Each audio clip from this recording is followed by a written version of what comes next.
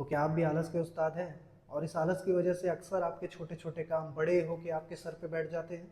तो मैं डॉक्टर शोएब खान आपके लिए 5 ऐसी ट्रिक्स लाया हूँ जिससे आप इस प्रोक्रेस्टिनेशन या आलस की छुट्टी कर सकते हैं और साथ में ये आपकी काम करने की एफिशिएंसी को भी दुगना कर सकते हैं। तो चलिए हम भी ज़्यादा आलस किए बिना इस वीडियो को शुरू करते हैं।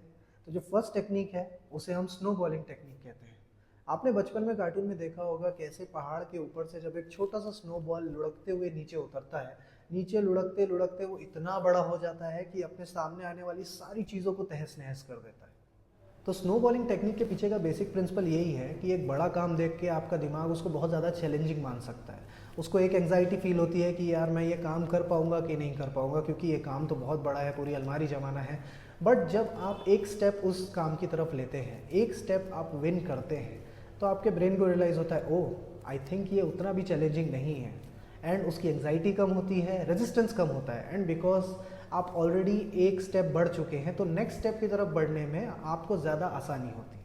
तो उसी तरह अगर हम एक बहुत बड़े टास्क के सबसे छोटे स्टेप से स्टार्ट करें तो काम करने में ज़्यादा आसानी होगी। फॉर एग्जाम्पल, मान लीजिए आपके अलमारी में कपड़े बहुत अस्त व्यस्त पड़े हैं। आप महीनों से प्लान कर रहे हैं कि इस अलमारी को मुझे जमाना है, बट आपका आलस आपको पीछे रोक रहा है। तो आप क्या करेंगे? आप एक कपड़ा निकाल के फोल्ड करेंगे। उस फोल्डिंग की वजह से आपके अंदर एक पॉजिटिव फीडबैक आएगा कि ओके मैंने इसकी तरफ एक स्टेप उठाया, मैंने कुछ तो किया है। एंड देन ये धीरे से आपका स्नोबॉल होते हुए आपको पता नहीं चलेगा कब आप पूरी अलमारी जमा देंगे। तो अगर हम नेक्स्ट टेक्निक की बात करें तो उसका नाम है the Pomodoro technique. Pomodoro technique में हम ये करते हैं कि हम कोई भी टास्क को 25 मिनट्स तक बहुत ही ज़्यादा फोकस से करते हैं। उस पर्टिकुलर टाइम में हमें अपना फ़ोन साइड रखना है, हमें अपने आप को डिस्ट्रैक्शन से फ्री रखना है। एंड देन उसके बाद 25 मिनट्स के बाद हमको 5 मिनट्स का ब्रेक लेना है। तो 25 मिनट्स का ये ब्रैकेट क्योंकि बहुत बड़ा नहीं है, इसलिए हमारे लिए करना रिलेटिवली ईजी होता है। और इस 25 मिनट्स में हमारा जो कॉन्सेंट्रेशन पावर है वो भी बहुत इफेक्टिवली काम करता है।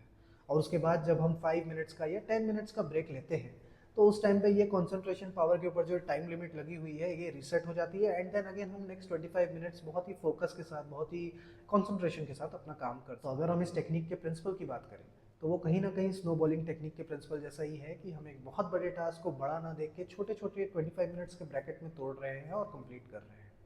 बट इसके साथ ही इस टेक्निक के साथ एक बहुत इंपॉर्टेंट साइंटिफिक एविडेंस जुड़ जाता है।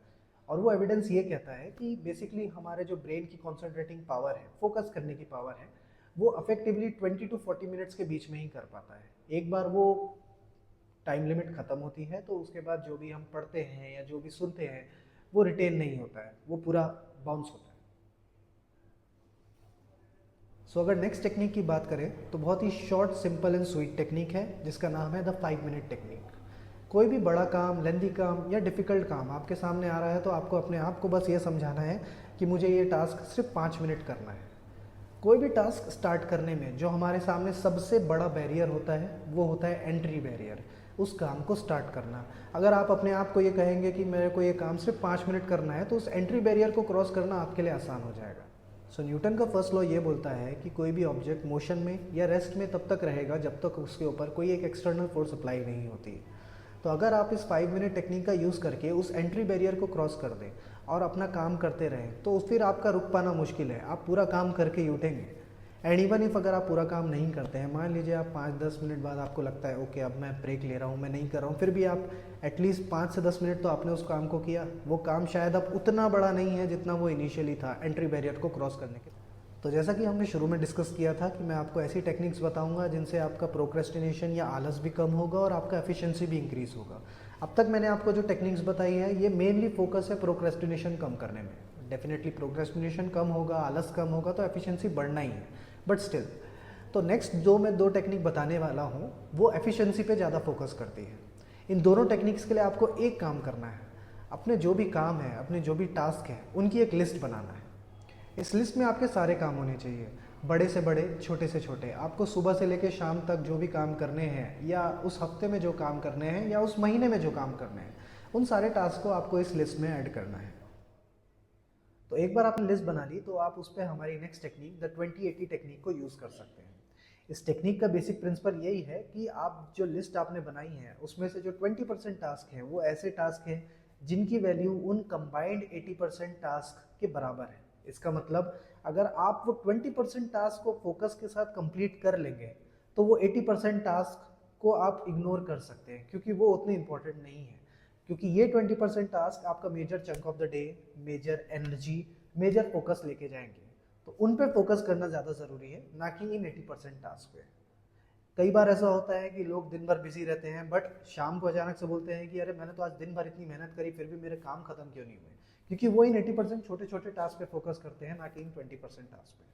तो नेक्स्ट टाइम आप कोई टास्क कर रहे हैं तो आपको अपने आप से ये पूछना है कि क्या ये टास्क उस 20% में है या 80%। तो अब हम आते हैं हमारे fifth and final technique, the ABCDE technique पे।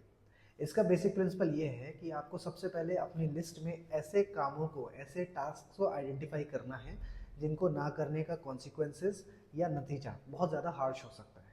जैसे कि मान लीजिए आपको कोई असाइनमेंट सबमिट करना है, कोई प्रोजेक्ट सबमिट करना है जिसको नहीं करने से, नहीं जमा करने से आप क्लास में फेल हो सकते हैं, जॉब में प्रॉब्लम आ सकती है या प्रमोशन रुक सकता है। तो ऐसे जो काम हो गए उनको आपको ए मार्क करना है, वो आपके लिस्ट के सबसे इंपॉर्टेंट काम है, उनसे ज़रूरी कुछ नहीं है और उनको आपको सबसे पहले करना है।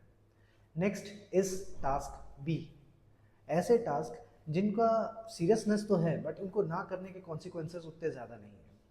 फॉर एग्जाम्पल आपको कोई व्हाट्सएप ग्रुप चेक करना है जिसमें आपको लग रहा है कुछ इंपॉर्टेंट नोटिस आया होगा या कुछ इंपॉर्टेंट खबर आई होगी या आगे का कुछ सीनियर ने बताया होगा या जो भी, उसको आप सेकेंडरी रख सकते हैं, उससे ज़्यादा ज़रूरी आपके ए टास्क है, सबसे ज़्यादा ज़रूरी। नेक्स्ट आते हैं हम सी टास्क पे। ये ऐसे टास्क हैं जो आपके लिए बहुत ज़रूरी तो नहीं है बट अगर आप इनको करते हैं तो ये दूसरों के लिए अच्छे हो सकते हैं। It would be nice of you if you do it for them.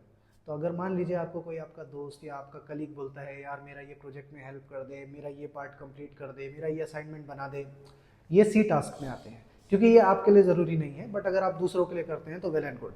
But इसके पहले आपको अपने ए और बी टास्क को कंप्लीट करना है। Coming next to the D task, ये ऐसे टास्क हैं जो आप दूसरों को डेलीगेट कर सकते हैं, दूसरों से करवा सकते हैं, अपने जूनियर्स को पास ऑन कर सकते हैं, क्योंकि ये ऐसा कोई काम नहीं है जिसे सिर्फ आपको ही करना है।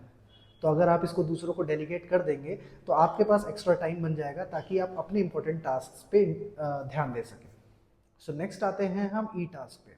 ये वो टास्क है जिनको आप अपनी लिस्ट से ऑल टुगेदर एलिमिनेट कर सकते हैं क्योंकि इनकी कोई रियल लाइफ वैल्यू नहीं है। ये वो टास्क हैं जिनको आपने अननेसेसरली अपने लिए बर्डन बना के रखा हुआ है और आप इनको नहीं भी करेंगे तो कोई रियल लाइफ कॉन्सिक्वेंसेज नहीं है, इनको आप कंप्लीटली हटा सकते हैं। ये हो गई ABCDE टेक्निक। इसके पहले जो 2080 टेक्निक की बात हुई थी और ये ABCDE टेक्निक, ये दोनों टेक्निक आपको प्रॉपर प्लानिंग में हेल्प करेगी। आप लिस्ट बनाएंगे, प्लान करेंगे और जितना अच्छा प्लान करेंगे उतना ज़्यादा आपका आलस करने का या प्रोक्रेस्टिनेट करने का टेंडेंसी कम होगा, क्योंकि अगर आपके पास एक प्रॉपर प्लान है, प्लान ऑफ एक्शन है, तो आप उसको एग्जीक्यूट ज़्यादा इजीली कर सकते हैं। सो आई होप ये 5 टेक्निक्स आपको रियल लाइफ में हेल्प करे और अगर आपको हेल्पफुल लगता है तो आप प्लीज़ इसको अपने आलसी दोस्तों तक ज़रूर पहुंचाएं या जिनको जानते हो जो आलस की बीमारी से ग्रस्त हो उन तक ज़रूर पहुंचाएं। एंड पसंद आया होगा तो लाइक करें।